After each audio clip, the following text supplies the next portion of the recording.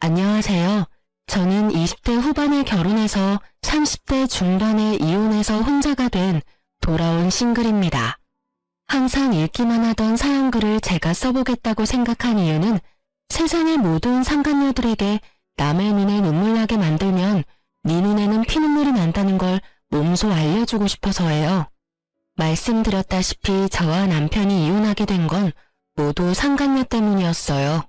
그런 상간녀가 결국은 저에게 찾아와 제발 이혼하지 말라며 남편 좀 데려가라 부탁했던 사연 들려드릴게요. 저와 남편은 동갑내기 커플로 결혼을 한 건 20대 후반이었어요. 알고 지낸 지는 꽤 오래된 사이로 고등학교 동창이었거든요. 그때 만나고 서로 보지 못하다가 20대 중반에 만나게 됐죠. 그렇게 동창회에서 만나 사랑에 빠지게 된 저희는 20대 후반 요즘 치고는 조금 이른 나이에 결혼을 했어요. 처음에는 저도 예쁘게 꾸몄고 무엇보다 몸매도 날씬했었어요. 그런데 결혼 후 일과 살림을 하면서 점점 스트레스를 받고 그걸 먹는 거로 풀다 보니 살이 점점 찌고 꾸미는 것도 안 하게 됐어요. 저는 성격이 조용조용한 편이고 인내심이 좀 강한 편인데 한번 터지면 주체할 수 없게 되는 단점이 있거든요. 스트레스를 한개 끝까지 참다 보니 점점 집에서 먹는 거로 풀게 되더라고요. 제가 이렇게까지 스트레스를 받게 된 이유는 친정과 시댁의 환경에 있었어요. 친정이나 시댁이나 고만고만하게 못 살아서 매번 돈 나갈 것 많고 집안에 아픈 사람도 참 많았죠. 그나마 다행인 건 친정집에는 아파도 봐줄 사람이 있었다는 것이고 불행인 건 시댁에는 아픈 시부를 돌볼 사람이 시모뿐이었다는 거죠. 게다가 시부는 병원을 무척 싫어하셔서 나이가 더 많은 시모가 시부의 병수발을 직접 해야 했어요. 아예 시모에게 모두 맡겨둘 수 없었던 저는 그것 때문에도 스트레스를 많이 받았어요. 그리고 친정에서 아픈 부모님을 위해 돈을 좀 달라고 할 때도 마찬가지로 스트레스를 받았죠. 이유야 여럿이지만 결론은 살이 엄청나게 쪘고 애도 들어서지 않게 됐어요. 게다가 남편은 애를 만들 생각도 없어 보였죠. 제가 아이를 가지고 싶다고 말하면 남편은 당신처럼 뚱뚱하고 못생긴 여자한테 마음이 생길 리가 있겠냐며 그런 식으로 저의 인격을 모독하기도 했어요. 그러면서 점점 여자로서의 자신감은 완전 바닥을 쳤어요. 그날도 그런 연장선에 있던 날이었어요. 남편의 생일. 말하지 않아도 부부라면 그날이 부부가 함께 식사하고 축하하는 날이라는 걸 알 거예요. 그런데 남편이 생일날 집에 들어오지 않더군요. 이상하다 싶은 생각에 연락했지만 연락도 안 됐어요. 뭐라고 문자라도 남겨주면 좋을 텐데 그런 것도 없었죠. 저는 남편이 친구들과 만나 술을 마신다고 생각했어요. 그런 일도 덜어 있었거든요. 그런데 다음 날에도 남편은 집에 돌아오지 않았어요. 생일이 금요일이고 그 다음 날이 토요일이었거든요. 집에서 기다리는 내내 연락도 되지 않아 걱정하는 마음으로 경찰에 신고할까 말까 고민하는데 도어락 열리는 소리가 들리고 남편이 들어오더군요. 그리고 남편의 모습이 눈에 들어오기보다 남편의 몸에 묻은 낯선 냄새가 먼저 현관 안으로 들어오더군요. 꽃향기 가득한 향수 냄새에 저는 멈칫했어요. 남편은 들어오더니 어색한 얼굴로 제 눈을 피했어요. 당신 외박을 하려는 이야기를 했어야 할 거 아니야. 하다못해 술 먹고 뻗었으면 아침에 일어나서 연락이라도 주던지. 이게 뭐야? 사람 조마조마하게 기다리게 해놓고 아무렇지도 않게 집에 들어와? 피곤해. 할 이야기 있으면 내일 해. 내일도 주말이잖아. 당신 요새 왜 이래? 매번 늦고 연락 안 되고. 지금도 봐.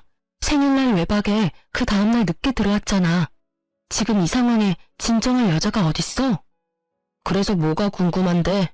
친구랑 술 마시다가 뻗어 쳐 자다가 지금 일어나서 온 거라고. 당신 바람 피지? 지금 옷에서 여자 향수 냄새 엄청나거든? 게다가 친구 집에서 바로 왔다면서 머리는 멀끔하게 정리하고 옷도 어제 거랑 다른 거잖아. 친구 집에서 잔 사람이 아니라고. 내가 다른 여자를 만나건 말건 당신이 무슨 상관이야? 지금 내 마누라라고 나 관리하냐? 그럴 시간에 네 몸매나 관리해. 되지도 않은 부부놀이할 시간에. 남편의 그 말에 저는 무너진 자존감을 회복할 수 없었어요. 하지만 자존감은 무너졌어도 분노는 더 차올랐어요. 남편이 저를 무시하고 방에 들어간 후 저는 몰래 남편의 자동차 키를 가지고 지하 주차장으로 내려갔어요. 분명 거기에 증거가 남아있을 거라고 생각했거든요. 그렇게 차에 도착해서 조수석을 살피다가 아무것도 찾지 못하고 문을 닫으려는데 뒷좌석에 뭔가 있는 걸 발견했어요. 작은 검은색 상자였는데 바닥에 떨어져 있더군요. 온통 어두운 색이라 미처 발견 못하다가 제가 폰으로 손전등을 켜고 찾는 바람에 우연히 발견한 거였어요. 솔직히 그 상자를 처음 봤을 때는 별거 아닐 거라 생각했어요. 뭘 샀나 보다 싶었는데 혹시 상간녀에게 사준 것일 수도 있잖아요. 그래서 상자를 열었는데 그걸 보고 저는 말 그대로 졸도할 뻔했어요. 그 안에 들어있는 건 임신 테스트기였거든요. 저는 몰래 그걸 들고 집으로 왔어요. 남편에게 따지고 싶었지만 남편은 아예 저를 아는 척도 안 했으니 저는 저 나름대로 남편에게 복수하기로 했어요. 그래서 저는 사람을 시켜 상간녀의 집 주소와 회사 주소, 핸드폰 번호를 알아냈어요. 그리고 남편의 불륜 사진도 찍었죠. 아주 나쁜 두 연놈들이 같은 회사에서 일하고 있더군요. 차라리 좋은 조건이다 싶었어요. 저는 남편에게 연락해 시모가 당신을 급하게 찾는다고 말하며 남편을 시댁으로 먼저 보냈어요. 그리고 저는 남편 회사 앞에서 상간녀가 나오길 기다렸죠. 사진으로 봤기 때문에 그 얼굴이 선명했어요. 저는 상간녀 앞으로 가서 까만 상자를 들이밀며 말했어요.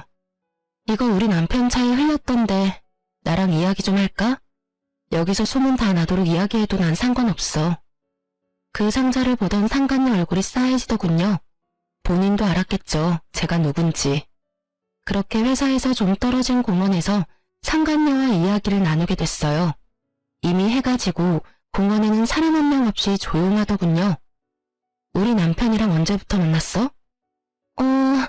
저 그런 사이 아닌데요. 다 알고 찾아왔으니까 거짓말하지 마. 나도 생각보다 많이 알고 있거든? 너 왜 임신 테스트기를 남편 차에 놔뒀어? 나 보라고 놔뒀니? 그런 건 아닌데. 너 남편애 임신한 거 맞아? 그 사람이 아니에요. 다른 사람 아이예요. 그러니까 그거 돌려주세요. 아, 우리 남편 만나면서 다른 남자도 만나고 있었구나. 그럼 그렇게 이야기하면서 우리 남편한테 네가 먼저 헤어지자고 말해. 지금 당장 내가 보는 눈앞에서. 제 말에 상간녀가 아무 말 못하더군요. 안 할 거면 어쩔 수 없지. 나 너희 회사, 너희 집 어딘지 다 알아. 솔직히 이렇게까지 하면 내 얼굴에 침 뱉기인 건 아는데 네가 안 한다면 내가 다 말해줄게. 회사, 집안의 모든 사람들이 다 알도록. 어때? 이제 좀 내 말대로 하고 싶은 생각이 들어? 네가 남편이랑 헤어진다고 말하고 다시는 만나지 않겠다는 각서 쓰면 나도 이번만은 묻고 넘어갈 거야. 결국 여기저기 소문난다는 말에 상간녀는 절대 안 된다며 눈물을 줄줄 흘리더군요. 이렇게 눈물 흘리며 후회할 일을 왜 애초부터 시작했는지. 불쌍하기보다는 그 얼굴 보니 화가 더 났어요. 왜 자기가 피해자인 척하는 건지 모르겠더라고요. 울지 마. 울고 싶은 게 누군데 네가 울어? 너 피해자처럼 굴고 싶은가 본데 너는 가해자야.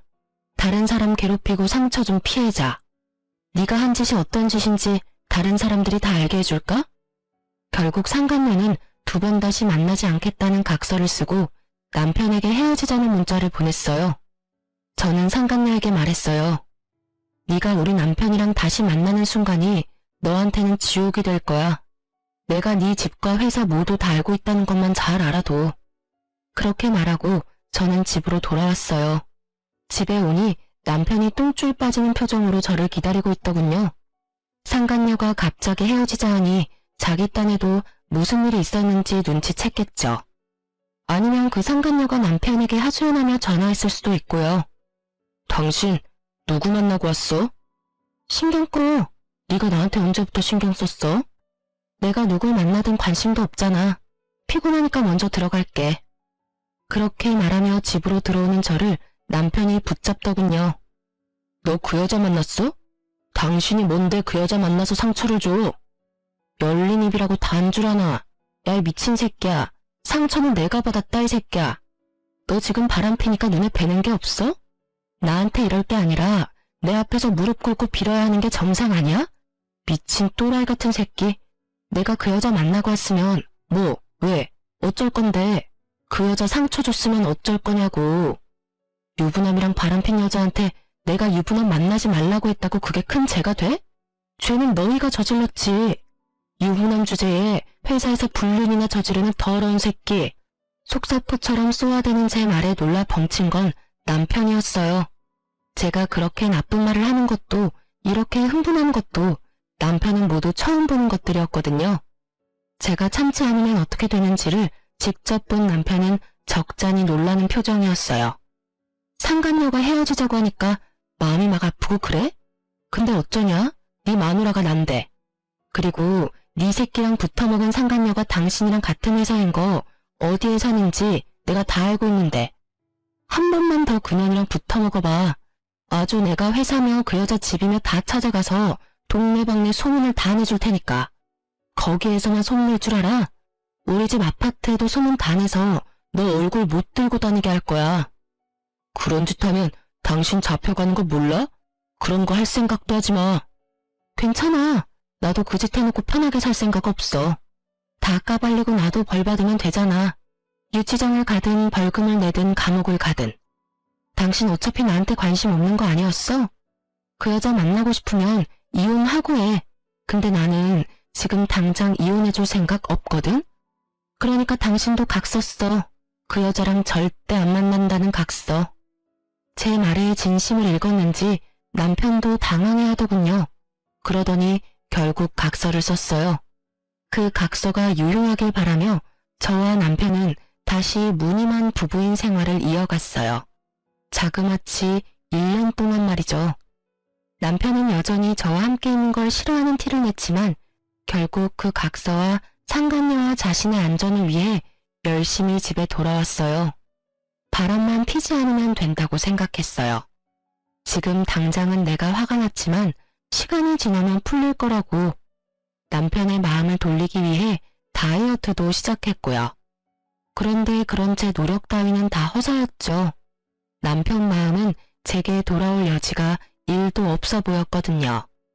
그래도 저는 가정을 깨고 싶은 마음은 없었고 무엇보다 이혼녀라는 타이틀을 달고 싶지도 않았어요. 지금 생각하면 별거 아닌데 이혼을 해버리면 내가 다른 사람한테 나쁜 사람처럼 비춰질 것 같았거든요. 그렇게 저만의 고민과 고통으로 힘들어할 때 다시금 저를 힘들게 하는 일이 생겼어요. 하루는 시부가 연락이 왔어요. 원래 연락은 시모가 하는데 시부에게 연락이 온 거죠. 이상하다 생각은 했는데 시댁으로 잠시 오라는 말에 급히 오후 반차를 쓰고 시댁으로 향했죠. 급하면 남편에게 말하라고 했더니 시부가 남편에게 먼저 전화했더니 전화를 받지 않았다는 말을 하더라고요. 그때 저는 남편이 혹시 또 하는 생각을 했어요. 그렇게 시댁에 도착했는데 시부가 이상한 표정으로 말하더군요. 이놈의 할망구가 노망이 났는지 식사를 안 만들어줘. 내가 뭐라고 해도 그냥 멍하니 앉아 있기만 하고 오늘 점심도 안 먹었으니 네가 밥 좀 해다오. 그리고 혹시 모르니 네 시어머니 병원에 좀 데리고 가봐라. 저는 순간 철렁했어요.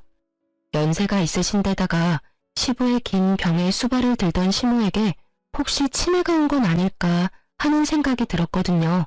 제가 일하는 의원에도 가끔 치매 걸린 어르신이 오시는데 식사 때를 잊는다던가 식사를 계속 하시려는 경우가 있다는 걸 저도 잘 알고 있었거든요. 저는 놀란 마음에 급히 시모를 데리고 가까운 병원으로 찾아갔어요. 그리고 결국 진단받은 건 인지장애였어요. 인지장애가 치매가 되면 집에서 돌보기는 좀 힘들 거라고 이야기하더군요.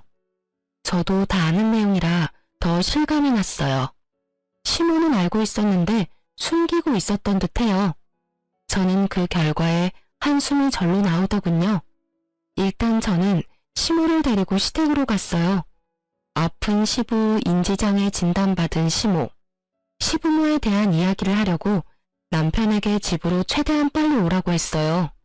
그렇게 연락을 해놓고 가만히 생각하니 시댁이 남편 회사와 가까워 회사에서 만나 같이 집에 가면 될 것 같더라고요.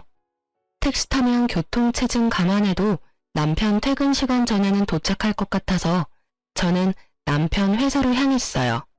그 앞에서 커피를 사서 마시며 기다리고 있는데 남편이 회사 밖으로 나오더라고요.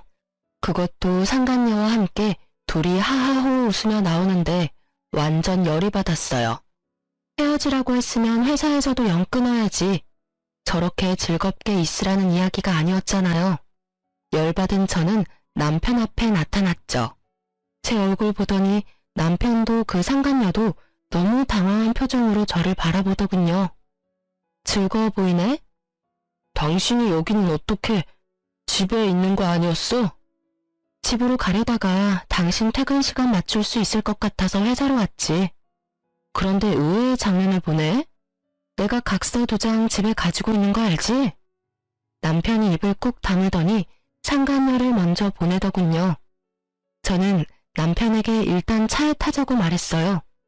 남편 차를 타고 집에 가는 길에 저는 남편에게 물었어요. 설마 당신 아직도 그 여자 만나? 딱 봐도 헤어진 느낌이 아닌데? 아님 각서는 쓰고 만남은 계속하고 뭐 그런 거야? 여보, 내가 각서를 쓴 건 맞는데 나 솔직하게 말해서 점점 그 여자한테 진심이 되어가. 당신한테는 진짜 미안한데 그 여자한테서 사랑을 느낀다고. 부탁해, 나랑 이혼해줘. 당신도 나랑 사는 거 힘들잖아. 저는 정말 화가 났어요. 저와의 약속을 지키지 않은 것도 모자라 남편이 제게 그 상간녀를 사랑한다고 말하는 것이 너무 배신감이 들었거든요. 내가 힘든 건 내가 알아서 해. 당신이 그런 걸 걱정할 필요는 없지. 그 여자를 사랑하면 나랑 결혼을 왜 했어? 내가 그때 예쁜 몸, 예쁜 얼굴이 아니라서 이제 정이 다 떨어졌어? 너한테는 결혼이라는 게 다 그렇게 쉬운 거야? 싫으면 헤어지고 좋으면 만나고 그건 연애할 때나 하는 거지. 당신 결혼까지 한 사람이라고. 내가 잘못한 거 나도 알아. 그러니까 당신한테 이렇게 부탁하는 거잖아. 제발 나 좀 놔줘. 당신도 그 편이 더 행복할 거야. 저는 남편을 보며 시부모를 떠올렸어요. 시열은 생각을 하며 남편에게 마지막으로 물었어요. 정말로 당신 나한테 돌아올 생각은 없어? 없어. 나한테는 그 여자가 마지막 사랑이야. 그 이야기에 들고 있던 종이컵을 꽉 쥐어버렸어요. 그 탓에 안에 남아있던 커피가 밖으로 흘렀지만 그런 건 신경 쓰이지도 않았어요. 저는 남편에게 내일 이야기하자고 이야기했어요. 그리고 그 다음날 저는 상간녀를 찾아갔죠. 분명히 전날 상간녀가 남편 회사에서 같이 나오는 걸 봤는데 알고 보니 회사를 퇴사했더군요. 어제가 퇴사 날이었고요. 집도 이사를 한 모양이었어요. 그때 생각이 들었죠. 아, 이것들이 어제 그렇게 정리를 하고 저녁에 나한테 이혼하자고 말한 거였구나 하고. 열받은 저는 남편에게 상간녀를 데려오라고 했어요. 할 말이 있고 그 여자 데려와서 대면시켜주면 이혼을 진지하게 생각해보겠다 했거든요. 그랬더니 1시간 만에 그 여자가 왔더군요. 팔에는 아주 작은 아이를 안고 말이죠. 그때 임신 테스트기에 그 아이인 것 같더라고요. 애 아빠는? 이 사람이 애 아빠예요. 와, 둘이서 아주 날 가지고 놀았네. 두 사람 애였는데 나한테는 아니라고 하고 여전히 둘이서 잘 만났다 이거야? 거기다 애까지 있고? 그럼 어떡해요. 그때는 어떻게든 그 상황을 모면해야 했으니까요. 그래도 애한테 아빠는 주고 싶은 마음이라서요. 두 사람이 헤어져주면 좋은 가정을 만들 수 있을 것 같아요. 넌 이 상황에 죄책감도 없어? 아니, 미안한 마음 눈꼽만큼도 없는 거야? 죄책감이 왜 생겨야 하는데요? 솔직히 아줌마보다 내가 더 예쁘고 오빠도 나를 좋다고 했고 두 사람 사이의 장애물은 아줌마뿐이잖아요. 오히려 아줌마가 우리 사이를 갈라놓은 거 아닌가? 그냥 그때 알았을 때 이혼해줬으면 됐잖아요. 뻔뻔하기가 아주 하늘을 찌를 듯 하더라고요. 그 말을 들으면서 저는 그냥 다 놔버렸어요. 상간녀가 오기 전에는 남편을 설득해보자 싶었어요. 아픈 시부와 시모를 생각해서라도 다시 되돌려 보려 했는데 이 또라이 같은 두 연놈들은 아주 작정을 하고 저와의 이혼 계획을 세웠더군요. 제가 소문을 못 퍼뜨리도록 이사까지 하고 직장도 옮기고요. 그냥 포기하기로 했어요. 남편 불륜을 눈으로 확인하면서 그런 남편의 부모를 모시는 일을 하다간 도리어 제가 정신병에 걸릴 것 같았거든요. 스트레스가 최고에 이르니 그냥 다 포기하게 되더라고요. 그렇게 됐으니까 당신이 이혼해줘. 내가 해달라는 건 다 해줄게. 솔직히 당신 애도 없고 지금 이혼해도 좋은 사람 만날 수 있을 거야. 이건 무슨 고양이 쥐 생각하는 짓인지. 누구 때문에 지금 이혼을 하는데 왜 집값게 나를 신경 써요? 저는 남편에게 말했죠. 그딴 동정 같은 건 나한테 하지 마. 내가 좋은 사람을 만나건 미친놈을 만나건 너랑은 이제 상관없어. 이혼해줄 테니까 위자료 다 내놔. 너랑 네 예비 신부도. 그리고 재산 분할 확실하게 반으로 하고 그거 아니면 나 이혼 못해줘. 못하러 소송해. 그러면 당신 유책 배우자인 건 빼박이야. 혼외자 아들 있는 데다 상간녀도 유부남인 거 알고 만났으니까. 그건 너무 큰 돈인데. 당신도 잘 알잖아. 나도 그만큼 큰 돈도 없고. 일시불 지급 안 하면 이혼은 없어. 돈은 알아서 마련해. 너랑 헤어지는 판국에 내가 당신 주머니 사정까지 고려해야겠어? 세술은 새 부대에 담으라잖아. 이 집 팔고 나한테 돈 주고 너희는 새 집에서 잘 살면 되지. 그 말에 남편은 잠시 고민하더니 알겠다며 알아서 돈 마련하겠다더군요. 그렇게 이야기를 끝내고 저는 집을 나왔어요. 친정으로 가려니 아픈 사람 있는 친정 가봐야 속만 아프겠다 싶어서 시댁으로 향했죠. 시부모 댁에 왔다 갔다 하면서 저도 시부 수발에 도움을 줬기에 제 물건이 시댁에 남아있었거든요. 그리고 남편과 이혼한 것도 이야기를 해야 할 것 같아서 시댁으로 갔죠. 남편에게는 시댁에서 오늘 하루 잘 거고 내일 주말이니 아침에 오라고 했어요. 시부모에게 이혼 이야기도 해야 된다고 말이죠. 그 다음날 시부모 밥을 차리고 제 짐을 싸고 있으니 시부가 묻더군요. 며느라가 너 어디 가는 게냐? 왜 짐을 싸고 그래? 그 사람 오면 말씀드릴게요. 뭐 필요한 건 없으세요? 우리 안사람 그때 병명이 뭐라더냐? 나는 듣고도 잊어버렸어. 치매가 맞대? 치매는 아직 아니고 인지장애라고 하는데요. 치매로 진행될 가능성이 무척 높다고 하셨어요. 그래서 아마 어느 시점이 되면 집에서 모시기는 좀 어려울 것 같고 주간 보호나 요양원을 생각해보라고 하시더라고요. 제 말에 시부가 한숨을 푹 쉬더니 그러더군요. 그럼 내 병수발은 이제 누가 들어주냐? 마누라가 제정신이 아니니 밥도 제때 못 먹을 거고. 그러지 말고 우리 집에서 살면서 며느리 네가 내 병수발을 좀 들어주면 안 되겠냐? 그 말에 대답을 하려는데 남편이 들어오더군요. 그리고 그 뒤에는 상간녀의 모습이 보였어요. 현관에서는 시부와 시모 모습은 보이지 않았어요. 그리고 저는 제 물건들과 통장 하나를 챙겨 나왔어요. 아줌마, 이혼하기로 해놓고 왜 여기 와서 이러고 있어요? 언제까지 본처로 행동할 거냐고요? 이 집에서 당장 나가요? 아주 아나무인이 상간녀 얼굴을 보며 저는 싱긋 웃었어요. 그리고 안방에 있는 시부에게 들리도록 크게 말해줬죠. 아버님, 걱정하지 마세요. 이제 아버님 식사랑 수발 드는 건 여기 있는 아가씨가 해줄 거예요. 제 말에 남편과 상간녀가 어리둥절한 표정을 짓더군요.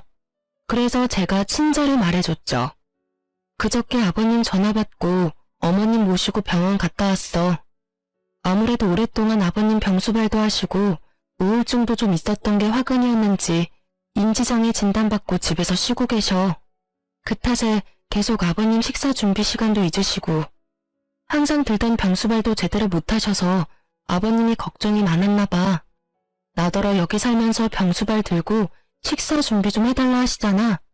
어차피 나랑 이혼하면 당신이 저 여자랑 결혼할 건데 이제 그건 저 여자가 다 가져가야 할 부분이잖아? 제 말에 남편이 놀라며 묻더군요. 뭐? 인지장애? 그런 일이 있었으면 나한테 미리 이야기를 했어야 할 거 아니야? 이야기하려고 한 날 당신이 나한테 너무 충격적인 말을 해서 나도 잊어버린 거야. 당신이 이혼하자고 한 날, 당신이랑 상간녀가 다시 만난 걸 안 날, 그날 나도 어머님 아픈 거 알았어. 그거 상의하려고 당신한테 일찍 들어오라고 한 거고. 근데 뭐 이제 난 필요 없다며. 그럼 아니 5이서 잘 살면 되지. 결혼이란 게 그런 거잖아. 양가 부모님도 생각해야 하는 그런 거. 오빠, 이게 무슨 말이야? 누구 아픈데? 아, 몰랐어? 아파서 이 집에서 누워 계신 건 아버님이시고 이제 막 인지장애 진단받고 아프시게 된 건 어머님이셔. 그러니까 나를 대신해서 잘 모셔줘. 나는 이혼당했잖아. 제 말에 상간녀의 표정이 잔뜩 일그러지더군요. 그럴 수밖에 없죠. 알콩달콩 셋이서 살아야 할 세 사람 앞에 갑자기 나타난 시부모의 존재가 얼마나 어색하겠어요? 아버님은 몇 년째 누워 계시는데 삼시세끼 꼬박 챙겨드려야 하고 어머님은 곧 치매로 진행될지 모르니 잠시도 눈을 떼면 안 되거든. 오빠, 이게 다 무슨 소리야? 시부모님 모셔야 한다는 말은 없었잖아. 설마 나 속인 거야? 자기야, 그런 거 아니야. 우리 아버지는 원래 아프셨는데 그때는 어머니가 수발 드셨거든. 근데 어머니 아프다는 이야기는 나도 오늘 처음 듣는 거라. 안 되면 두 분 다 요양병원 보내면 되지. 시부모가 들으면 욕 한 바가지 할 것 같은 말을 쉽사리 내뱉은 남편놈을 보며 저는 속으로 혀를 쳤어요. 잘하는 짓이다. 아버님 어머님 안에서 다 듣고 계신데 말을 해도 진짜 참 효자다 효자야. 너 두 분 어떻게 모실지는 두 사람이 알아서 해. 어머님은 병원 가기 싫어했지만 또 모르지 뭐. 아참, 그리고 당신한테 이거 주는 거 잊어버렸어. 나도 모르게 내가 챙겨왔거든. 저는 남편이 아닌 상간녀에게 통장을 하나 줬어요. 상간녀는 통장을 보더니 슬쩍 웃더군요. 그 안에 남편과 모은 돈이 들어있다고 생각한 모양이었어요. 그리고 상간녀가 그 통장을 열자 그곳에는 마이너스 통장 한도 5천이 찍혀 있었죠. 남편이 매달 꼬박꼬박 갚고 있는 마이너스 통장이었어요. 한도 끝까지 빌린 데다 기한 연장이 안 되는 걸로 알고 있는데 그것도 당연히 그 상간녀에게 돌려줘야 하는 거잖아요. 내가 보관하고 있어서 내 것인 줄 알았는데 당신 거잖아. 당신 미래의 와이프한테 줄게. 아마 다다음 달 말일까지였던 것 같은데 잘 갚아. 이제 나는 한시름 좀 놓겠네. 상간녀는 멘붕이 온 표정이었어요. 그리고 그런 상간녀를 보던 남편놈은 허둥지둥 그렇게 말하더군요. 자기야, 괜찮아. 예전에 신혼집 팔면 크게 문제 될 건 없을 거야. 미쳤어?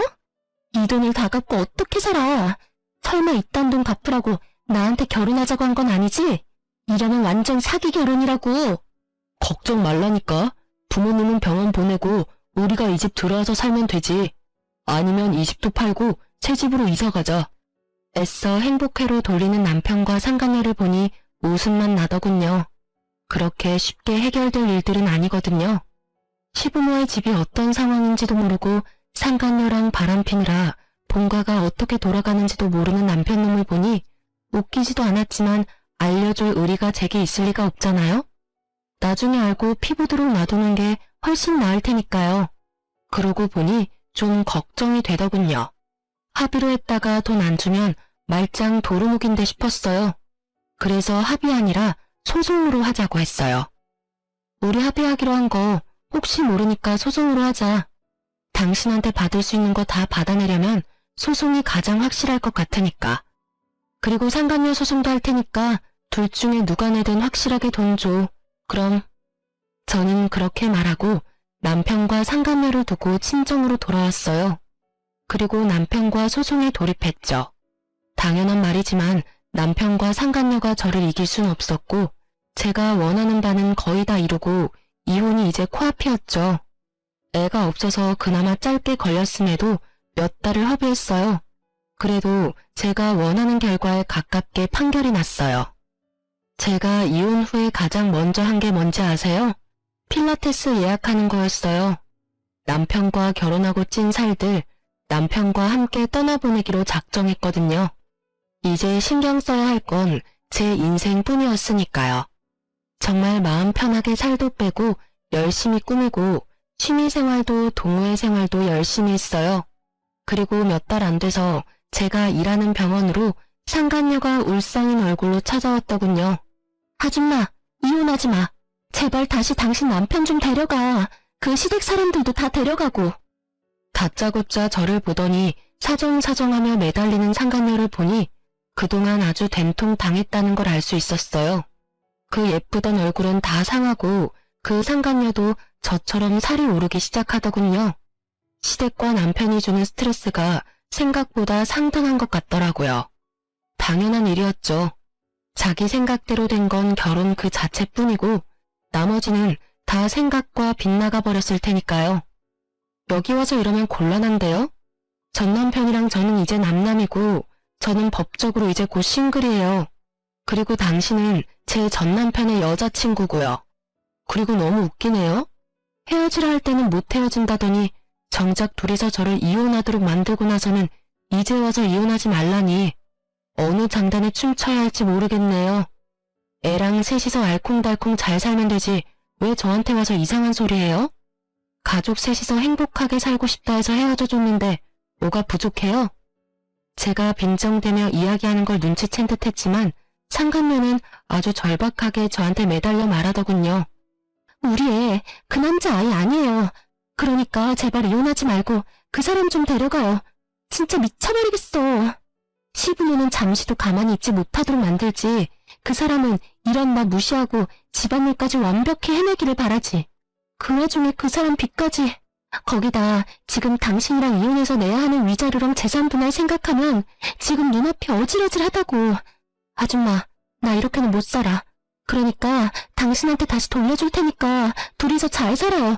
나 2번 다시 두 사람 사이 방해 안 할 테니까. 무슨 헛소리 하는 거예요? 저 이제 내일이면 서류 정리 끝나서 싱글이에요. 그리고 둘이 못 살면 둘이서 알아서 하는 거지 왜 다 끝난 나한테 와서 이래요? 어이가 없어서. 부부 일은 부부 둘이서 알아서 해요. 그리고 이해 좀 하고 살아요. 그 사람은 당신이 마지막 사랑이라더라고. 그러면 그 사랑에 보답해줘야 하는 거 아니야? 거기다 당신도 그 남자 사랑한다며. 그럼 빚이 얼마던 시부모 수발을 얼마나 힘들던 그건 당신이 가져가야 할 일이지. 나한테 이야기한들 이제 와서 내가 뭘 해줘요? 나 이제 그 집안이랑 관계도 없는 사람인데 당신이 나를 그렇게 만들었잖아. 그러니까 사과할게. 사과한다고. 미안하니까 제발 좀 어떻게 해줘봐. 그리고 솔직히 말하면 당신도 한패나 다름없잖아. 그 집이 그 모양 그 꼴인 거 알면서 나 거기로 들어오게 만든 거 아냐. 당신이 책임져. 당신이 책임지고 나 빼내라고. 제 발로 그 집에 들어가 놓고는 뭐? 그리고 네가 나를 쫓아보냈잖아. 나한테 당장 그 집에서 나오라며? 네가 네 입으로 말해놓고 이제 와서 딴소리를 해? 책임은 네가 져야지. 네가 애초에 유부남이랑 바람을 안 폈으면 애를 안 가졌으면 이런 일도 없었겠지. 남의 가정 박살내놓고 네 가정은 아주 행복한 꿈처럼 살 수 있을 거라고 생각했나 봐. 꿈도 크지.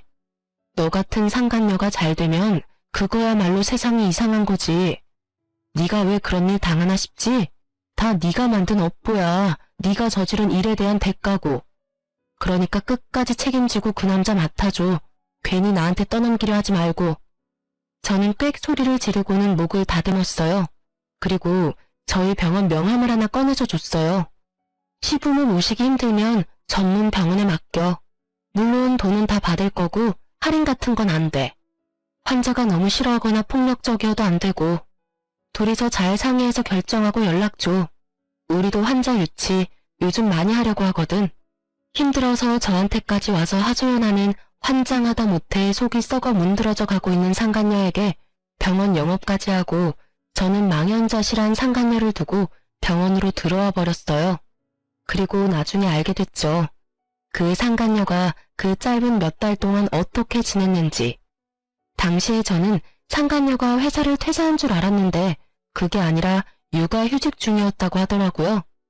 육아휴직하면서 시부모를 결국은 모셨다는데 시부가 시모가 하던 반찬 맛 안 난다고 몇 번을 퇴짜 놓고 반찬 새로 만들게 했대요.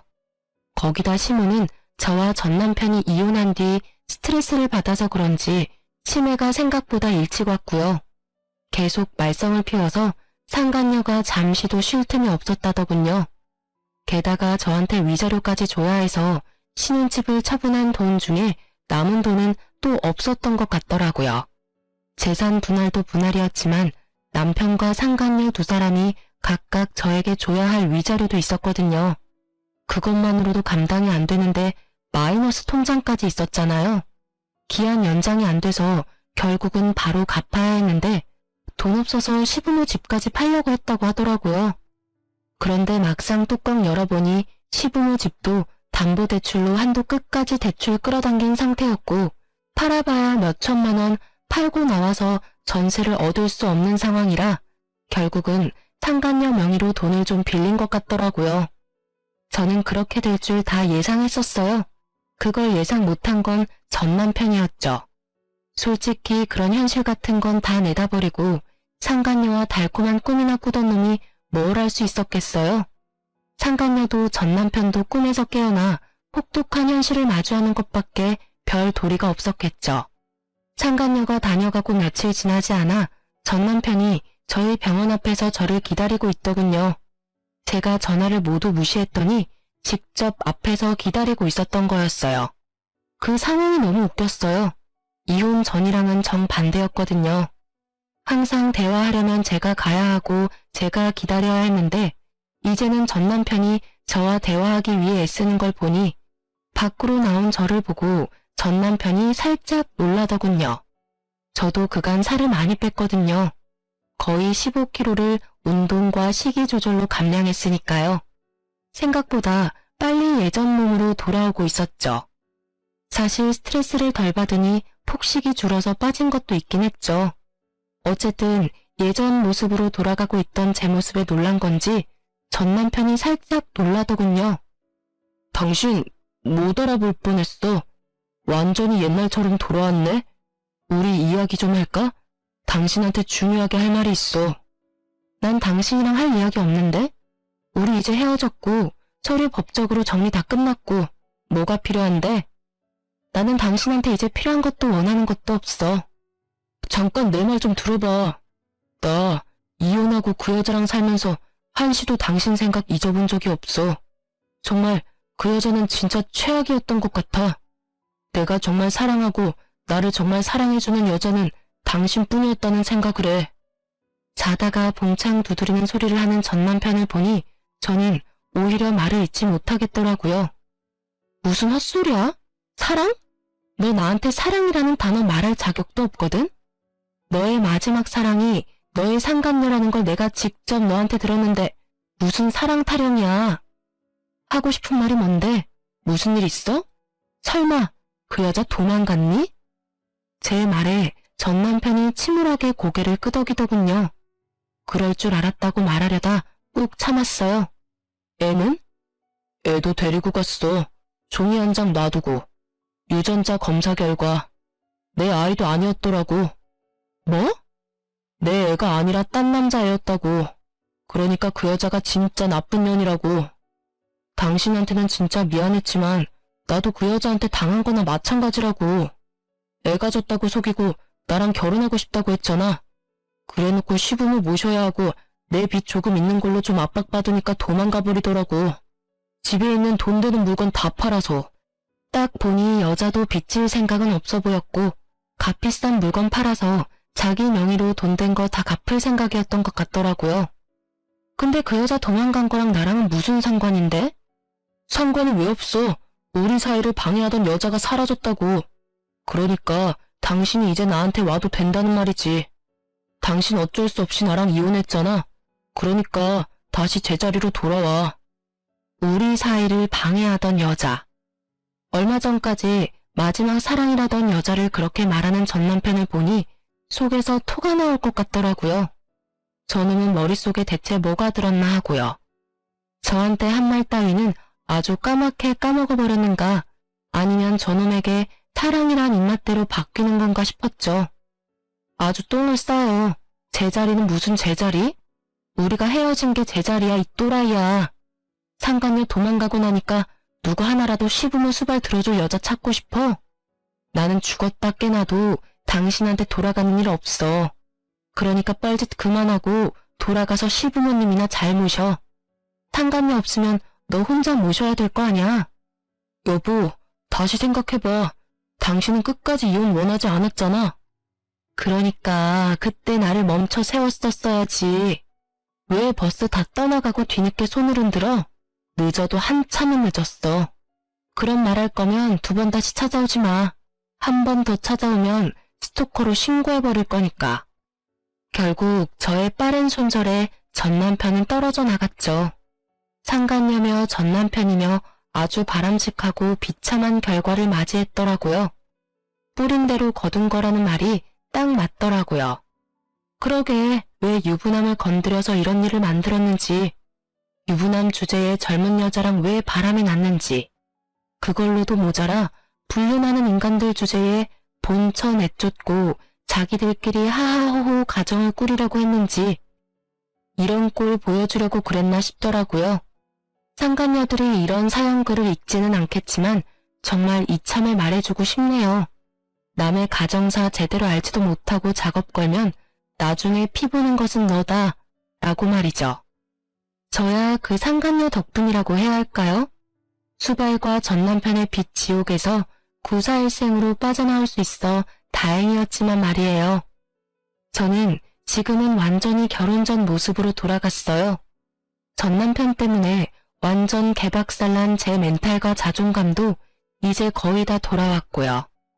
사실 상간녀와 전 남편이 저한테 교대로 와서 사정할 때부터 자존감은 돌아와 있었죠. 그렇게 즐거운 취미생활도 갖고 다른 사람과의 만남도 즐기고 있어요. 다만 결혼에 대한 회의는 여전히 있어요. 그냥 이렇게 사람을 가볍게 만나는 게 더 낫지 않을까 하는 생각도 가끔 해요. 깊고 결속력이 강한 관계라는 건 마음이 변했을 때 정말 상대방에게 큰 상처를 줄 수도 있다는 걸 이번 이혼을 통해 톡톡히 배웠거든요. 남편과 이혼하며 받은 돈으로 작지만 아파트 사서 저만의 시간을 보내는 지금이 저에게는 더없이 소중해요. 아직까지는 그런 여유롭고 자유로운 시간을 더 많이 보내고 싶어요. 제 글 읽으시면서 어떠셨는지 궁금하네요. 익숙치 않은 글을 쓰느라 조금 버벅거리기도 했지만 좋게 봐주셨으면 해요. 그리고 제 글 읽고 답답한 속 뻥 뚫리셨으면 좋겠어요. 그럼 저는 이만 물러가 보겠습니다. 들어주셔서 감사합니다.